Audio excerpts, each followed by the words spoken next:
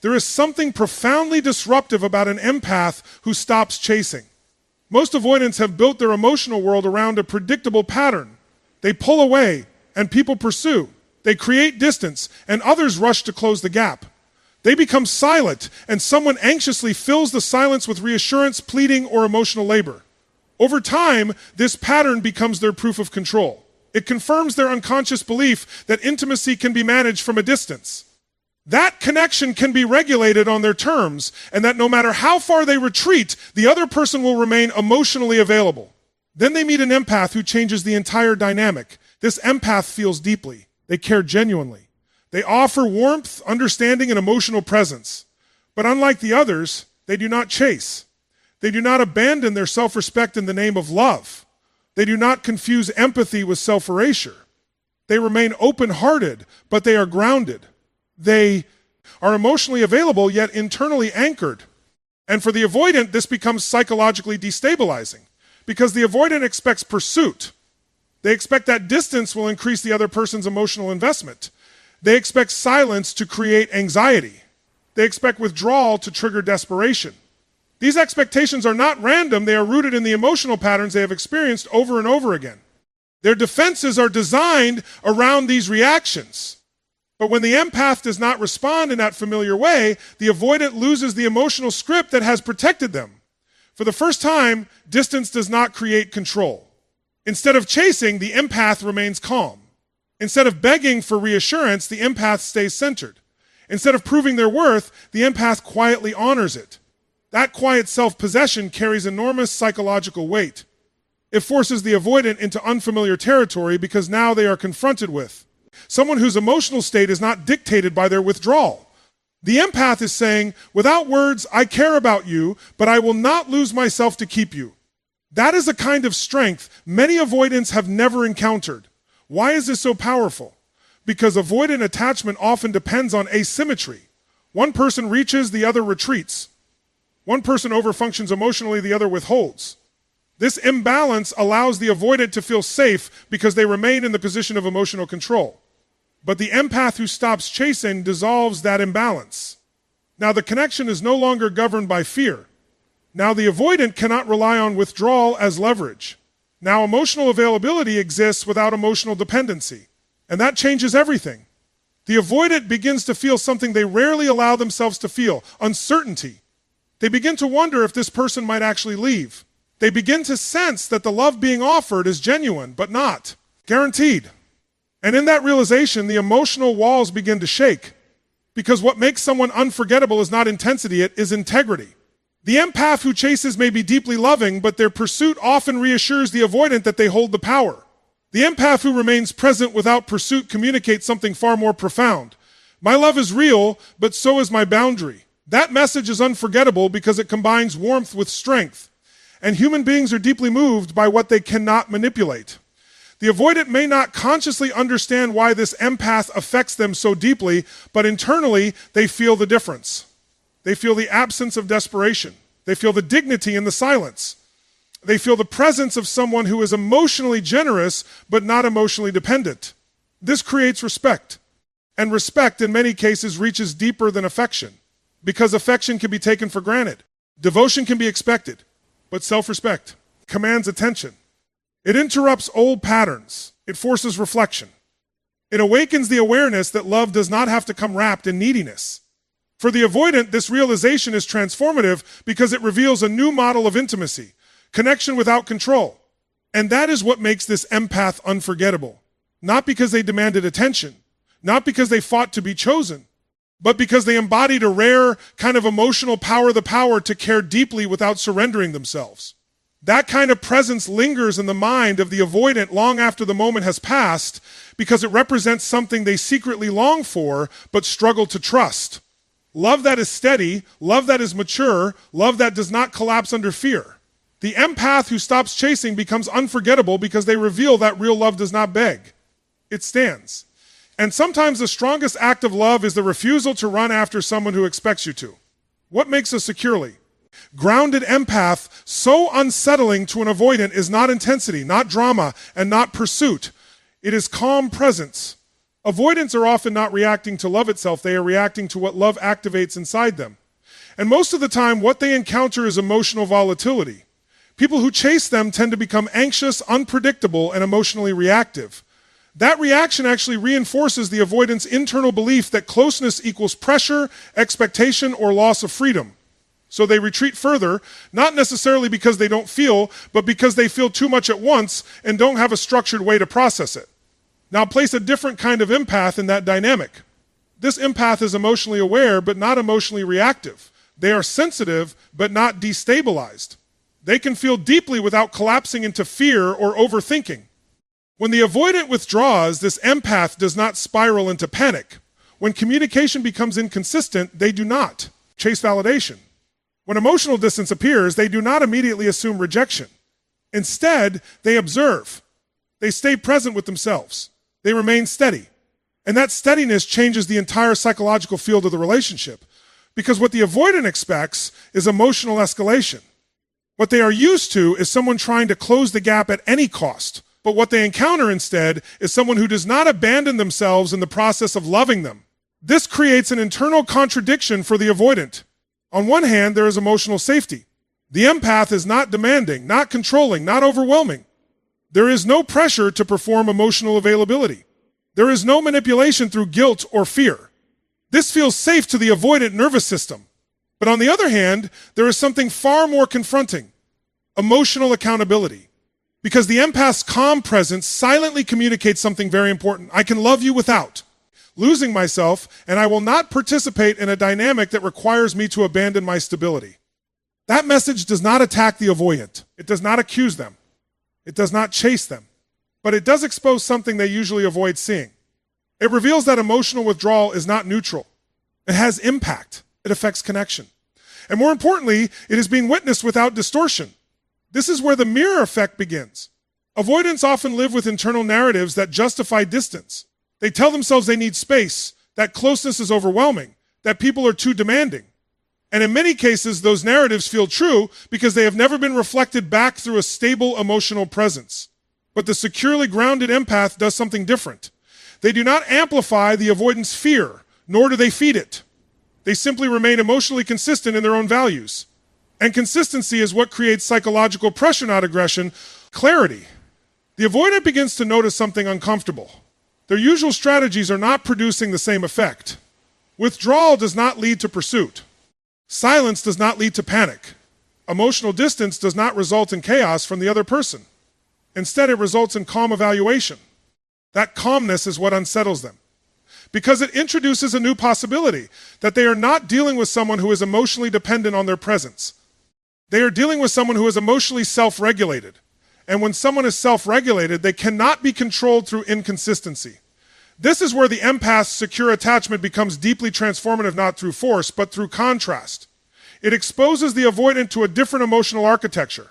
One where love does not equal anxiety. One where connection does not require self-abandonment. One where presence is chosen, not demanded. And that exposure creates internal friction. The avoidant may not immediately change their behavior, but something begins to shift internally. They start to recognize that their usual patterns are not being met with chaos, but with clarity. And clarity is far more confronting than emotional reaction. Because clarity removes ambiguity. It removes excuses. It removes the illusion that their behavior has no emotional consequence. And in that space of clarity, the avoidant is no longer dealing with someone who is trying to fix them. They are facing someone who is simply no longer willing to participate in emotional instability. That is the real power of secure empathy. It does not force change. It reveals reality. And when reality is no longer distorted by chasing, pleading, or emotional escalation, the avoidant is left with something they cannot easily escape: self-awareness.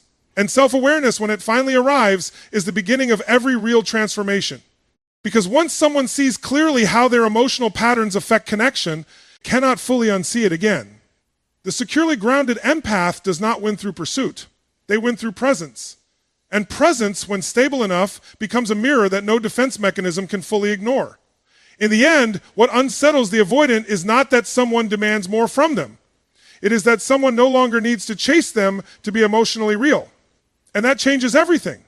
Because when love is no longer dependent on pursuit, avoidance loses its power.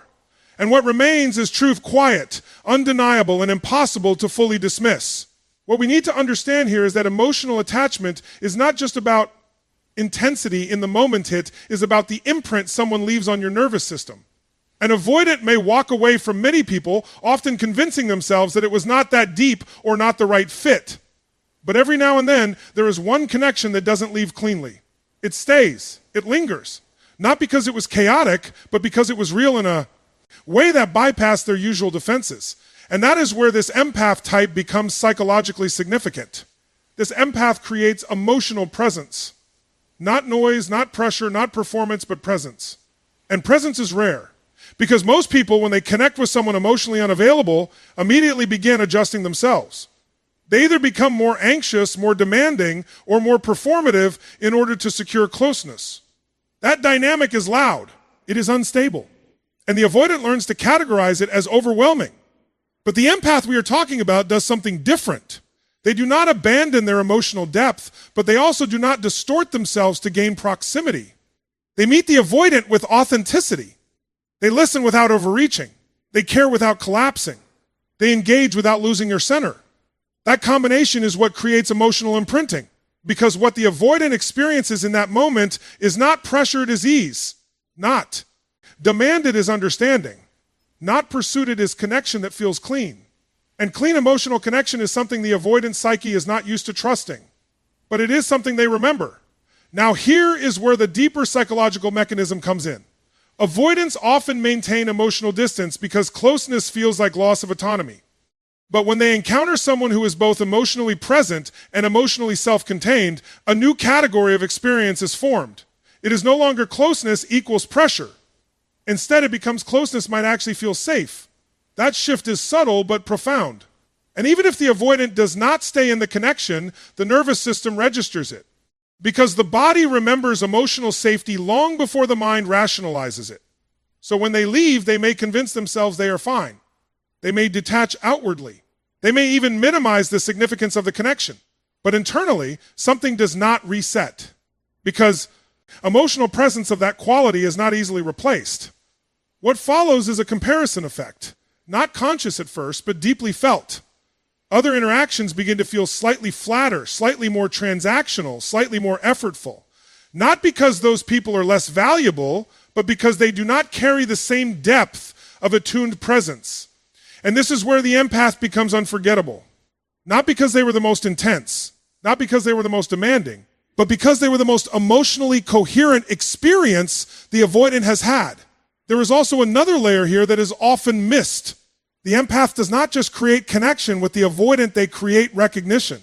The avoidant feels seen in a way that does not feel invasive. They are not analyzed, not chased, not pressured into emotional exposure. Instead, they are met where they are. And being seen without being chased creates a rare internal conflict for the avoidant. It softens defenses without triggering resistance. It opens emotional awareness without forcing emotional surrender. That is why the memory stays alive. Because human beings do not forget environments in which they felt both safe and understood. Those experiences create emotional benchmarks. They become reference points in the subconscious. Even if consciously dismissed, they remain as a kind of internal standard. So later, when the avoidant encounters emotional dynamics that are either too intense or too shallow, they unconsciously compare them to the depth they once experienced. And that comparison is where longing begins to form, not necessarily for the person, but for the emotional state that person created. That distinction is important, because what the empath leaves behind is not dependency.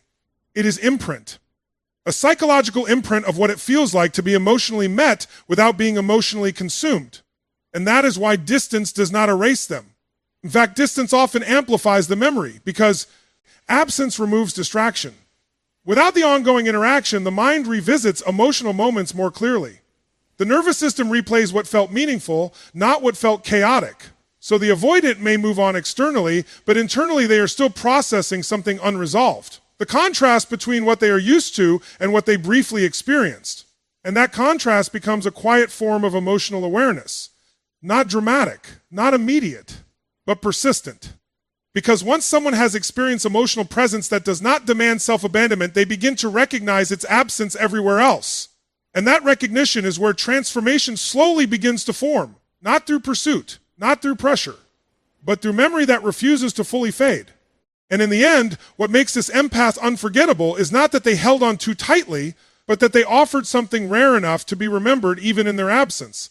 Because people do not forget how it felt to be emotionally safe and emotionally seen at the same time. They just take time to understand what they lost. And sometimes that understanding arrives long after the person is gone. What we're really talking about here is a turning point in emotional dynamics, the moment when availability stops being unconditional and starts becoming conscious. Up until this point in the avoidant-empath dynamic, the empath often plays the role of the steady emotional presence. They understand, they adapt, they wait, they interpret silence, they hold space. And in many cases, they tolerate inconsistency far longer than they should. Not because they are weak, but because they are deeply attuned to emotional nuance. They see potential where others might see distance. They feel connection where others might feel confusion. But something important happens when that empath begins to evolve. They start to recognize that love without reciprocity is not depth, that is depletion. And so they shift, not in anger, not in retaliation, but in clarity. They stop overextending. They stop filling emotional gaps that were never acknowledged. They stop interpreting inconsistency as something they must fix. And instead, they begin to set boundaries that are not harsh, but grounded. This is where the real psychological shift occurs. Because for an avoidant, inconsistency is normal. Distance is familiar. Emotional ambiguity is comfortable. But boundaries are different. Boundaries introduce structure into something they have kept fluid. And structure removes the ability to remain undefined in the relationship. When the empath begins to say, directly or indirectly, I will not continue engaging in patterns that leave me uncertain, something changes in the emotional field. The avoidant is no longer interacting with someone who is endlessly available, regardless of behavior. They are now interacting with someone whose presence is conditional on emotional respect. And that condition is not punishment, it is self-respect. This is where boundaries become psychologically powerful, because they do not attack the avoidant. They do not demand transformation. They simply define reality. And reality is what avoidants often unconsciously resist, not because they lack feeling, but because feeling without structure becomes overwhelming. So when boundaries are introduced, the avoidant is confronted with a new experience. Consequences that are not dramatic, but real. Silence is no longer neutral, it has meaning. Distance is no longer harmless, it has weight. Inconsistency is no longer absorbed out, is reflected back as something that impacts connection. And that reflection is where emotional discomfort begins. Because now, the avoidant is no longer interacting with a system that adapts endlessly to them. They are interacting with someone who can actually step back. And stepping back changes everything. It creates emotional scarcity not manufactured, but natural. Not manipulative, but self-protective. And scarcity, when it is authentic, shifts perception. What was once taken for granted begins to feel uncertain. What was once assumed to always be there becomes something that can actually be lost. This is where deeper emotional awareness begins to surface in the avoidant psyche. Not necessarily expressed outwardly, not immediately acknowledged, but internally registered. They start to notice the absence of effortless access. They start to feel the shift in emotional availability. They start to realize that the dynamic has changed from unconditional presence to conscious engagement. And that change triggers something important, evaluation. Because when access is no longer guaranteed, attention becomes sharper. The avoidant begins to reassess the relationship not through assumption, but through observation. They start to notice what they previously overlooked: the consistency of the empath's emotional investment, the patience they offered, the understanding that was always present. But now, that presence is no longer automatic. And that is what makes it valuable. There is a psychological truth here that is often misunderstood. People do not value what they receive endlessly without structure. They value what they recognize could be lost. But in this context, loss is not being used as manipulation. It is the natural outcome of emotional self-respect. The empath is not threatening departure, they are embodying choice. And choice is what the avoidant has rarely experienced in relationships that involved emotional depth. Because most dynamics either collapse into pursuit or dissolve into detachment. Few ever reach a point where boundaries are held consistently without emotional escalation. So when the empath holds that line calmly, something unexpected happens. The avoidant feels the weight of emotional consequence without drama. And that is far more impactful than conflict. Because conflict can be dismissed. Drama can be rationalized. But calm boundaries are harder to ignore. They do not create chaos, they create clarity. And clarity forces reflection. The avoidant may begin to ask internal questions they previously avoided. Was this connection more meaningful than I allowed myself to acknowledge? Did I assume availability without appreciation? What am I actually losing when I withdraw? These are not immediate revelations. They unfold quietly, often after distance has already been created. But they begin here with a boundary that is not reactive, but conscious. And that is why this moment is so pivotal in the overall dynamic, because it marks the transition from unconscious emotional patterns to conscious relational awareness. The empath is no longer just participating in the connection. They are defining it. And when someone begins to define how they will be treated, they change the entire emotional landscape. Not through force, not through demand, but through the simple, powerful act of no longer abandoning themselves to maintain proximity. And that is where real emotional gravity begins to form. Because people do not forget who they had to rise to meet. They remember the moment access stopped being given and started being earned. What we're dealing with here is not just emotional distance, that's energetic recalibration. In most avoidant empath dynamics, there is an unspoken assumption that the empath will remain emotionally available regardless of reciprocity. The avoidant becomes accustomed to a certain emotional baseline.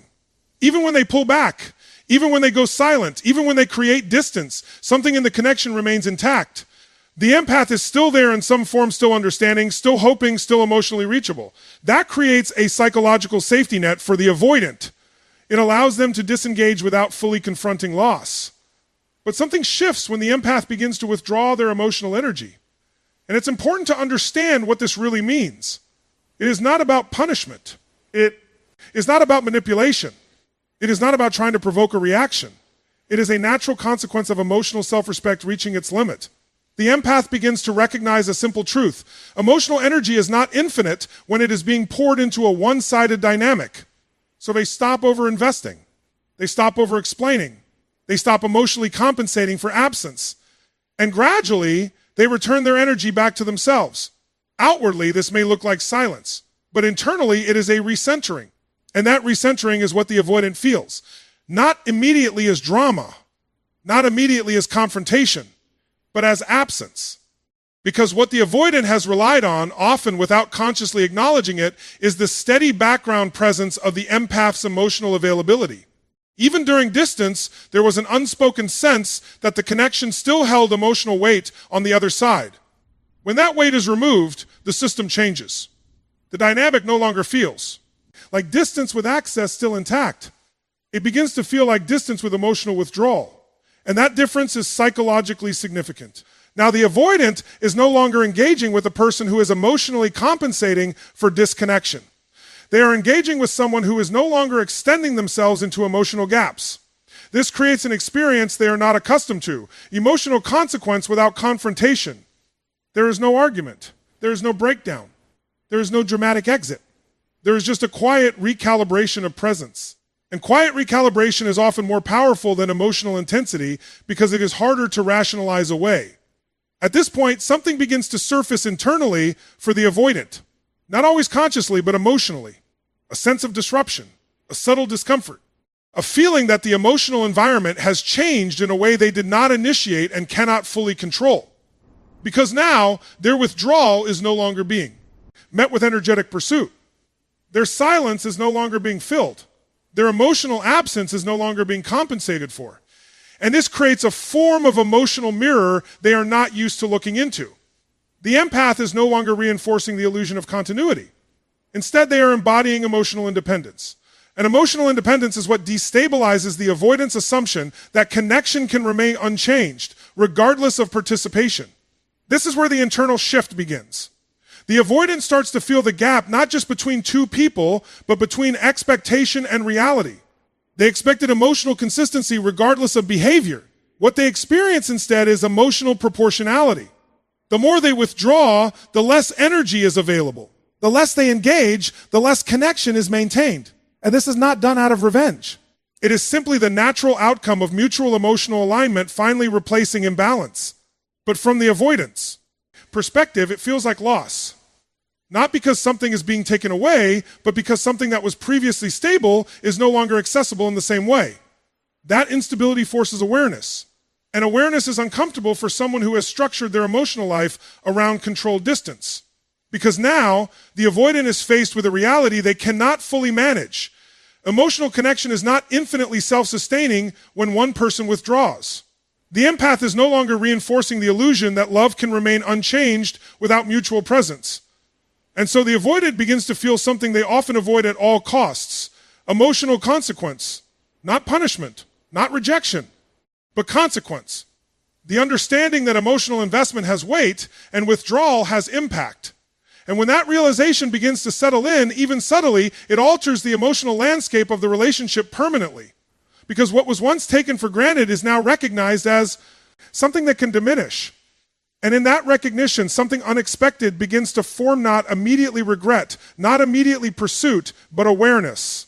Awareness that presence mattered more than it was treated. Awareness that energy was not neutral. Awareness that emotional availability was not guaranteed. And awareness, once awakened, does not fully disappear. It lingers, quietly. And often it returns later as reflection. This is why the empath's withdrawal is so powerful, not because it is loud, but because it is precise. It does not attack. It does not chase. It does not collapse. It simply reclaims emotional energy and returns it to its source. And in doing so, it reveals a truth the avoidant cannot unsee. Connection only feels infinite when it is being continuously fed. When that feeding stops, reality becomes visible. And reality is what ultimately reshapes perception. Because in the absence of emotional compensation, what remains is truth. And truth once felt cannot be fully ignored. At the deepest level, this entire dynamic ultimately resolves around one truth. The most powerful empath is not the one who gives the most, but the one who finally chooses themselves without guilt. This is where everything changes. Because up until this point, the empath may have been operating from a place of emotional generosity, understanding, patience, emotional labor, interpretation, forgiveness. They often see beyond behavior into intention. They try to understand why someone pulls away. They try to hold space for inconsistency. They try to love in a way that feels healing rather than conditional. But there comes a point where awareness matures into self-respect. And that is when the empath begins to realize something crucial. Love that requires self-abandonment is not love that can sustain identity. So they shift, not in anger, not in resentment, but in clarity. They begin to understand that emotional depth is not proven by how much pain you can tolerate, but by how aligned you remain with your own values while loving someone else. And that is the turning point where the dynamic fundamentally changes. Because an empath who still feels deeply but refuses to lose themselves becomes something the avoidant has rarely encountered. Emotionally available, yet emotionally unattachable through inconsistency. This combination is psychologically powerful. The empath can understand the avoidance patterns without being controlled by them. They can recognize withdrawal without chasing it. They can acknowledge distance without trying to fill it. And most importantly, they can feel love without turning it into dependency. That is what makes them different. And from the avoidance perspective, this creates a very unfamiliar emotional experience. They are no longer dealing with someone who reacts to every shift in their behavior. They are no longer dealing with someone who overfunctions emotionally to maintain connection. They are no longer dealing with someone who abandons themselves in the name of staying close. Instead, they are facing someone who can remain loving without remaining accessible under all conditions. And that disrupts the avoidant's internal expectation that emotional distance automatically results in emotional pursuit. Now, there is space. And in that space, something uncomfortable begins to emerge: accountability. Because when emotional reactions are no longer filling the gaps, behavior becomes more visible. Patterns become more obvious. Choices become more meaningful. And silence becomes more honest. The empath is no longer over-explaining the connection. They are no longer over-investing in its maintenance. They are no longer compensating for imbalance. They are simply present when presence is mutual, and absent when it is not. And that is where emotional power shifts. Not power in the sense of control, but power in the sense of alignment. Because the empath is no longer trying to win connection at the cost of self-respect. They are choosing connection that does not require self-erasure. And this changes everything for the avoidant, even if it is not immediately acknowledged. Because what they begin to sense is this: the emotional dynamic is no longer elastic. It is structured. It responds to mutual participation, not unilateral expectation. And that structure introduces a kind of emotional truth that cannot be easily bypassed. If you withdraw, the connection does not intensify, it stabilizes or reduces. If you engage, the connection deepens naturally. If you remain inconsistent, the connection becomes uncertain. And that uncertainty is not punishment. It is simply reality reflecting behavior. For the empath, this realization is liberating because they are no longer interpreting love as endurance. They are no longer confusing patience with sacrifice. They are no longer equating emotional depth with self-neglect. They begin to understand that the highest form of emotional maturity is not staying longer than necessary. It is staying aligned while you are there and leaving when alignment no longer exists. And that is where self-choosing becomes transformative. Because when an empath chooses themselves, they stop participating in one of the most common emotional illusions. That love must be proven through depletion. Instead, they embody a different truth. Love is proven through clarity, boundaries, and presence that does not require self-loss.